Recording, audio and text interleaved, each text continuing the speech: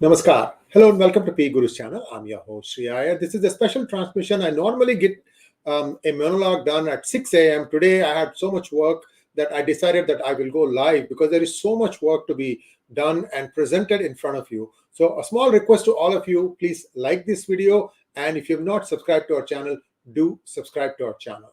Now, there was supposed to have been a hit job on DisinfoLab, which is an open source intelligence website by Washington Post. The person who was writing that article, Pranshu Verma, has been sending out emails and long text messages to many people, trying to get a rise out of them about what he perceived as what DisinfoLab was doing. However, looking at the adverse reaction, it looks like Washington Post has decided to pull this article.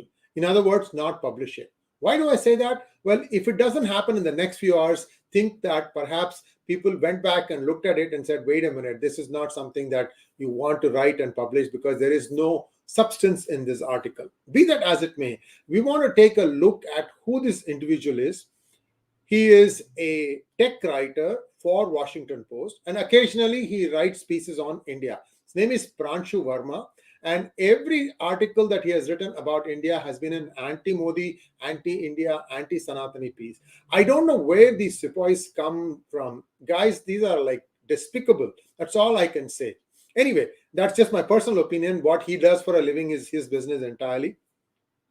But as Lenin would have said, these are useful idiots for the American companies. Who knows which deep state wanted to do a hit job on India? There are many people who want to do it. But more importantly, I think Jeff Bezos should really think, why is it that he's having this Washington Post? After all, his mindset is different from what Washington Post does. But anyway, that's for him to decide. There is also a strike going on right now. Maybe that's one reason why Washington Post hasn't published this. Whatever it is, this was a very, very critical piece that actually has come off. The wheels have come off on that. I'm going to show you what happened when this individual started contacting people about whether they had heard of the DisinfoLabs. Here we go.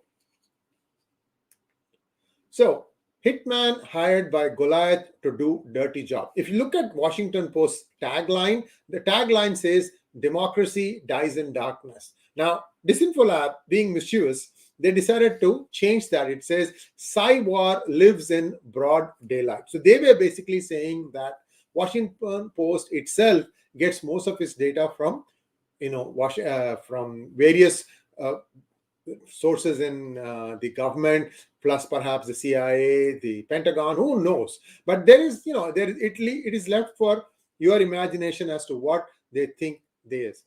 This was a series of posts that DisinfoLab put out yesterday, because then it became apparent that people were, being asked questions by this individual, Pranshu Verma. News travels back fast. And they found out that, oops, this isn't right. There is something going on here. So they said that today, this is Friday, we woke up to a surprise showdown with Washington Post. Turned out that Goliath is attempting a hit piece on DisinfoLab. They are equating Goliath as Washington Post, and Hitman is, they're considering themselves as the David. Anyway, so this is the most interesting point. Their contention, that is DisinfoLab's contention, is that we have already exposed Washington Post and this writer Verma twice. Why is he doing it again? So this will be a hat trick according to them. So what happened? Here are some feedback from people in the United States who said, we will weigh in. Here is a writer, Jack Posobiec, and he has, really literally taking them apart. He says, some guy claiming to be from Washington Post just sent me a long text message alleging that I retweeted a post from an Indian intelligence-run media outlet. Okay, so basically what this person did was he went through, probably he, surfed people's Twitter timelines and said, oh, this guy also has retweeted something from DisinfoLab. So let me ask him. Let me see if I can get a quote out of him. This could also have been a way to try and balance the piece out. Like the piece is completely anti-India, anti-DisinfoLab, saying that these people plant lies, blah, blah, blah. But to appear neutral, they may have had tried to go with somebody else and say, what do you think of this? And then give that quote saying that according to XYZ, this is what DisinfoLab is. But what happened here was 𝗤𝙧𝙤𝘀𝘁, he himself hit back saying that, so if it's an intel agency run media outlet, that basically makes it the same as the Washington Post then. So essentially, I told you, right? Washington Post, it's based in DC, right? It is going to be talking to many people in the government, whether it is Pentagon or the State Department or the Biden administration, the White House, or any other branch of the government.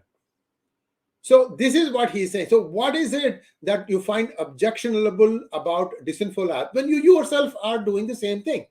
So Poso smacked them. Then another person, Michael Benz, they also contacted him, and he says, he tweeted out saying, pro-Modi DisinfoLab in India, bus anti-Modi CIA DisinfoLab in the US, trying to create a hate speech predicate to gin up regime change sentiment. Ginning up is like, utha uchkana, to try and excite you, to bring a regime change sentiment. Now, why is this article coming now? Is it something to do with the director of FBI visiting India?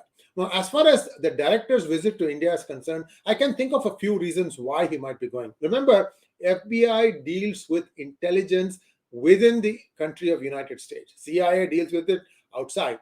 So for the director of FBI to come to India, that means that he is probably coming there with an idea to try and establish some sort of a more normalized relationship with India. Remember, the National Investigative Agency sent its operatives to United Kingdom, to United States, and to Canada to fill in some blanks as far as some of the rabid Khalistani elements, especially those who have FIRs against them, red corner notices against them, and so on and so forth. So is it possible that FBI now wants to have a similar relationship where it can send its operatives from there to India, and they can in turn maybe go and probe some people in Punjab or in other cities of India? It is possible, because if India asks a country for help, the reciprocation has to be done.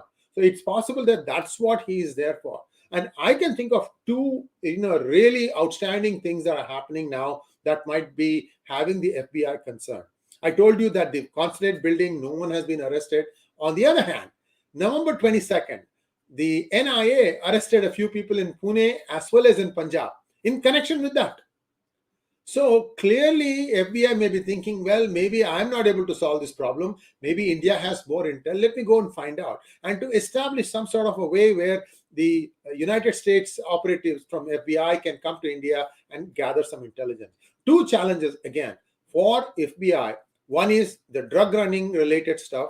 The other is that includes Khalistan and everything around that. The other is the alphabet soup organizations. These people have become a big menace now, and it's possible that the FBI wants to try and crack down on it. That presents a bigger problem because of what you're seeing, because of this October 7th and what has been happening after that. You've seen, people conflating a Hamas terror incident with a free Palestine, and then they have been, rousing crowds. Many people have gotten sucked into this.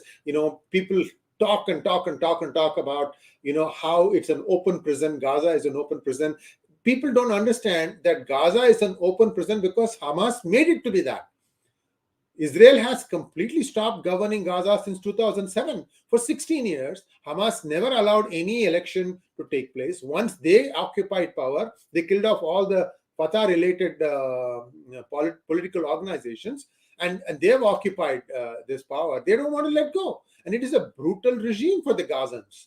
So whatever is happening now, I mean, if you've been following some of the photographs and the videos of what has been happening in the area that Israel has already moved in, like, for example, the northern part of Gaza, Israel is flattening it. All the big, tall residency complexes are completely being razed to the ground. And we are also seeing that Israel is pumping seawater into all the tunnels, and they are flushing out a lot of people. You saw in yesterday's video with Sumit Peer how a bunch of Hamas terrorists were brought out, and they had they're sitting on their knees, and they're just wearing the barest of clothing. So this is what is really happening. Now, here, DisinfoLab didn't stop there. They said, okay, now we are going to go on the offensive and show the world the kind of writer Verma is. And they're saying that Verma did a shoddy fan piece on 𝗣𝗚𝗍𝗍𝗫 and Hindutva Watch, but made no attempt to verify the facts that Hindutva Watch's backend was being managed from Pakistan. I mean, this is, this alphabet soup, Hindus for Human Rights, these are all actually run by the same IIMC, ISNA, ICNA, all sorts of stuff. I mean, I'm getting tired of the new variations and letters that they come up with and try to make it sound like they are something that they are not. Jewish Voice for Peace. So they are also doing hit jobs on Israel.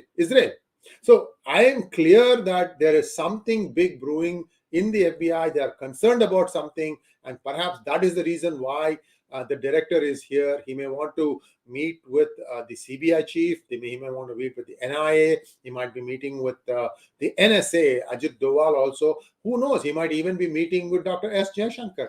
India allows a lot of these mid to high level officials to meet with their ministers. I don't know if the reciprocal is true or not. I'm not saying yes or no. I'm just saying I don't know. So who is running Hindutva Watch?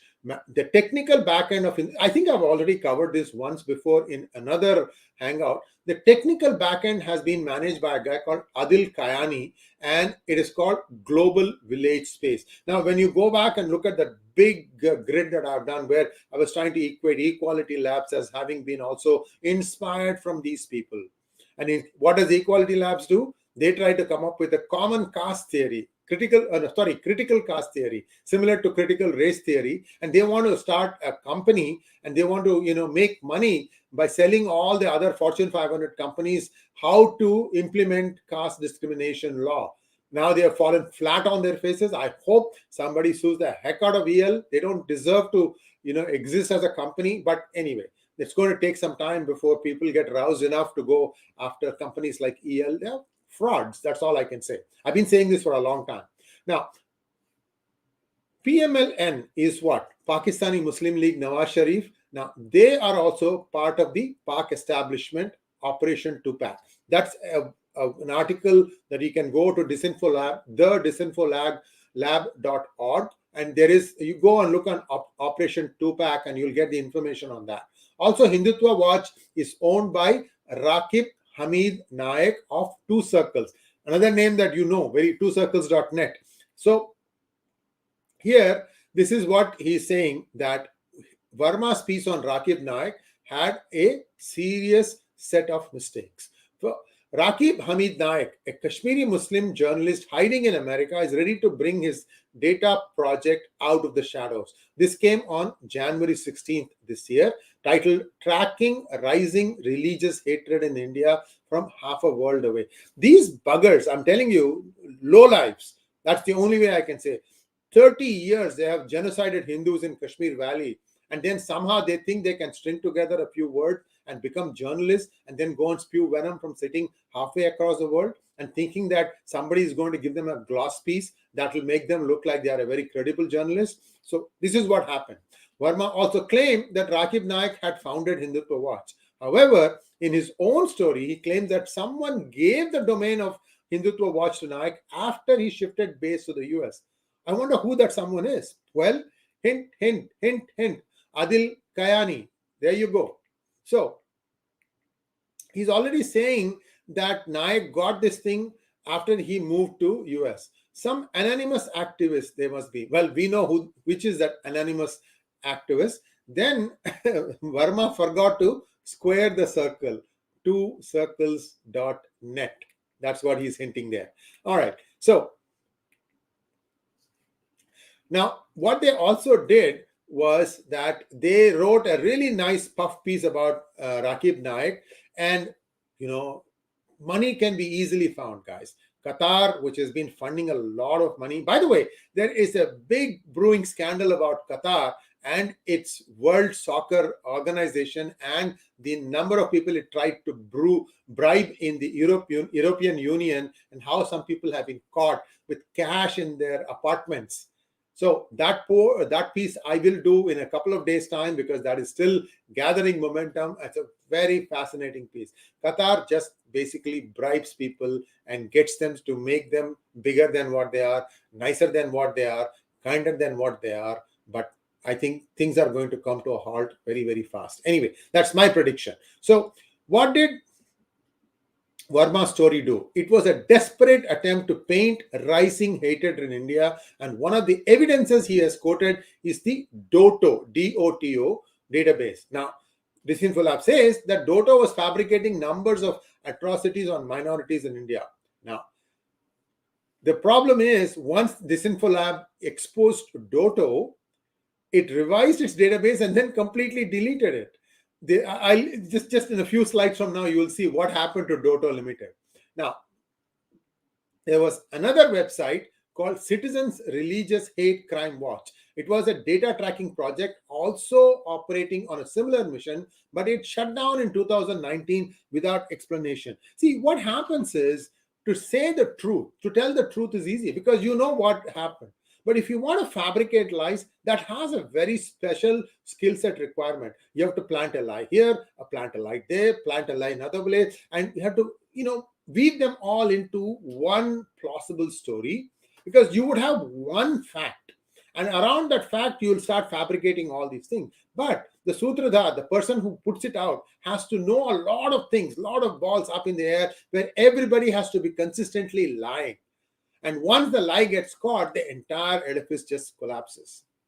Now, the Indian news group NDTV keeps track of hate speech from politicians, and an organization called DOTO Labs catalog of abuses, which Hindutva Watch sometimes covers. Also, these people are quoting alt news, Mr. Zubair. You see the thing, right? Everywhere, these are the lie fabricators. They're all together, and somehow they want to try and construct a web of lies and bash Modi and India with it. Now, you saw, this is an interesting story here. After their expose in November 2021, their count started plummeting down from 23,000 to 18.7 thousand. Now, DOTO Labs is dotodatabase.com gone, because this is what happens. If you keep constructing buildings on top of lies, they collapse like a pack of cards. Clearly, there was some complaint, maybe something that was very credible. And once that happened, I think they said, okay, let us wrap up this and go. They'll go on, they'll come back up in somewhere else with another organization name, another alphabet soup name, and they'll start taking pot shots again. This is standard operating procedure of ISI, the Muslim Brotherhood group, whichever is the group. Most of them are basically Pakistanis with half brains and some way to write things, but with a lot of money. And I don't know why Qatar indulges in all these things, because in my opinion, Qatar has burnt many of its bridges, especially with India. India is moving itself away. India is weaning itself away from Qatar's natural gas, and it is beginning to take from other places. Pretty soon, India will not need Qatar. Of course, Qatar can still continue to ship to China, but again, see, these stories are not going to go far. If China is on the verge of bankruptcy, you might have seen yesterday morning for you. Today morning for you. I'm getting my timelines wrong. Today morning at 10 a.m., we had a talk about China's endgame, part 21 with Sumit Peer. If you watch that, you will see how bad things are in China. So, Verma, I'm continuing with the main story here. Verma also mentioned Rakib's COVID story for Al Jazeera, claiming how Hindu right-wing groups got funding from US. Well, maybe they did. But neither Rakib nor Pranshu, which is the author, AJ and WaPo, Al Jazeera AJ, and WaPo did a story on radical Islamist fronts collecting millions of funds in the name of COVID. I think we've done one video on this also. Again, COVID AIDS scam 2021, a charity industry. Now, this one again, people collected money in the name of gathering funds for COVID in India, and the thing was swallowed. Zakir Naik links terror, funding, and more. How shady organizations collected huge donations in the name of sending COVID help to India. By the way, one such individual is that one lady, what's his name? What's her name? Rana Ayub. Actually, she had to go to jail. I don't know if she went to jail, but she was definitely interrogated by ED. And I have done all the videos on, and there are articles in PGurus.com on what she did. She got money in the name of COVID relief and transferred the money to her dad's account and her sister's account and her own account. This is all bank transfer. So it's like black and white record. And she still has the gall and the cheek and the hubris and the arrogance to come to other countries and talk ill of India. I would say that she should not even be allowed to leave India until that case gets resolved. Anyway, that's just me. Okay, India COVID crisis. What happened here? So there were three organizations: Muslim Aid USA, Muslim Aid UK, Muslim Aid Australia. And they started using some websites to raise money. And the money that was raised is undisclosed major funding directly on websites and approximately $80,000 funding on third-party platforms. And then they were supposed to give to local NGO partners in India, location of help, beneficiary details, Indian offices, FCRA approved. You get the idea, right? This is where the Ghotala happened. That's the story separately, guys. You guys can go to PGurus and look at this. Alphabet soup organizations. CAIR or IAMC, one of those two were the names that were involved in that. But otherwise, you can also go and look at Muslim Aid and PGurus channel on YouTube. You will get all the data you need. Those fronts were not only directly linked to terror groups in Pakistan, but they also had direct association with the Pakistan army. And none had a ground network in India, nor any association with NGOs in India, meaning that all funds were meant to be stolen. You know, if you advertise well, spend some money in advertising and say that you are Hindus for humanity or Hindus for human rights, and then raise money, that's one way to fool. The other one is, of course, Muslim Aid, and the wealthy Muslim donors who don't think twice, said, oh my goodness, my Muslim brethren in India are suffering from COVID. Let me see if I can help them. Whatever be the case, without a networking or without an infrastructure in India, these people raise the money. That is the point. The cross means there were no local NGO partners, no location of help, which place they were going to do it, no beneficiary details, no Indian offices, no approval from FCRA. By the way, FCRA is pretty strict these days. I'm also researching on a story where a company or a church organization based in Thoothukudi in deep south of Tamil Nadu is continuing to get money even though their FCRA license has been revoked. That story will come also in a few days. So there was no story, no expose. By targeting the so-called right-wing Hindu groups, Naik was giving cover fire to Jamaat fronts to collect money in the name of COVID, knowing it would not go to India or anywhere for help. Who is Naik? Rakib Naik. You got that, right? Okay, because there's also a Zakir Naik coming through. So this is where the actual funding got exposed. Hindu right-wing groups in US got 833,000 of federal COVID fund. Where is the basis for this? No idea. And the big part here is Verma alleged that our claims of Muslim Brotherhood, Islamist, Jamaat fronts of his activists is conspiracy. Rakib has been backed by Muslim Brotherhood front in US Council on American Islamic Relations. I told you, right? CAIR connection, which was named in terror funding case, and its founder Nihad Awad glorified Hamas's October 7 attack. Again, this one I retweeted. If you go to my timeline, you will see this. I have retweeted about this. This guy says, I was happy to see the people of Gaza break the siege on. Everyone will keep circling around the actual incident, which was the act of terror by Hamas. They'll keep saying that Gazans are being stifled, Gazans are being killed. You don't want to admit the root cause, what really happened, and you just want to keep on going and saying that, oh, Muslims are getting killed. Actually, Palestinians are not Muslims, and that's a story for a different day. But whatever it is.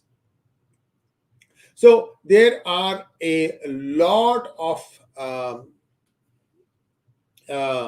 things like that. I'm not going to continue saying or showing instances, but you see that once this happened, the CAR's legal team had to defend Kashmiri journalist 𝗣𝗚𝘅 and clearly you can see that Kashmiri files photograph there.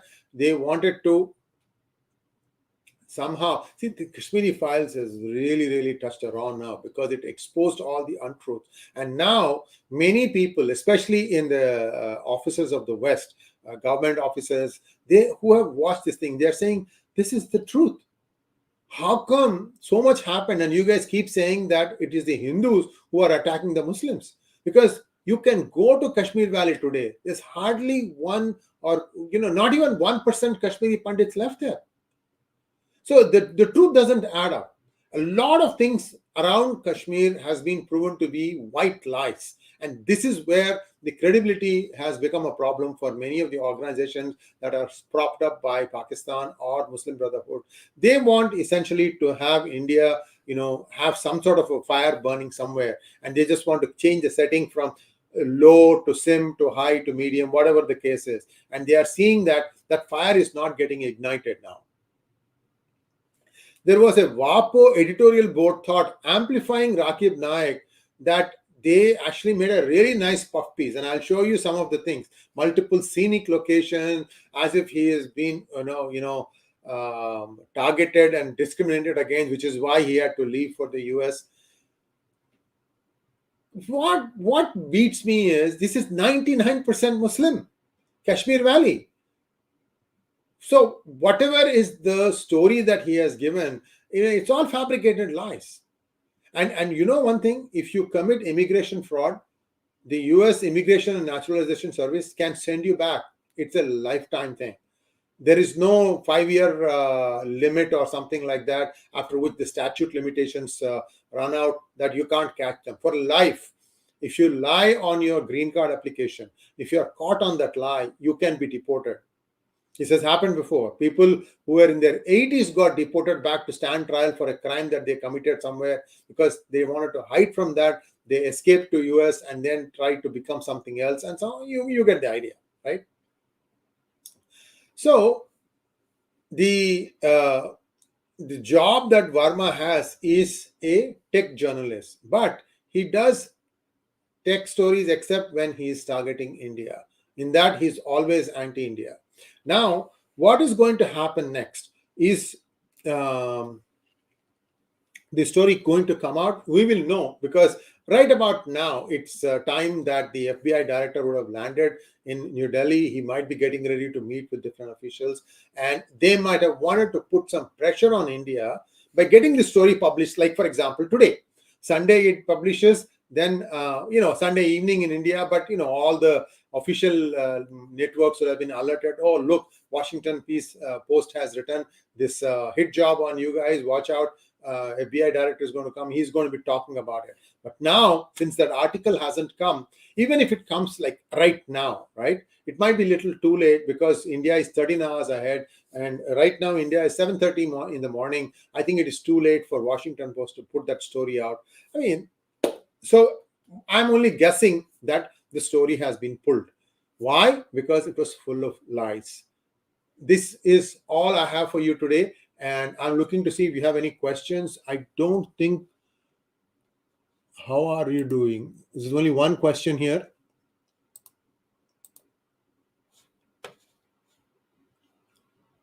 Sree Iyer ji, namaskaram. How are you doing? I'm doing fine, thank you. Things are busy here and it's a really cold day. I have a heater at my feet to try and keep me warm.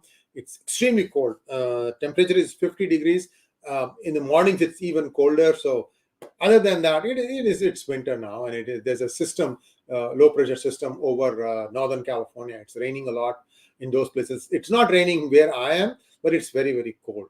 So that's all I have for you guys. And again, please like, share, and subscribe to our channel. If you have not liked this video, please consider liking it.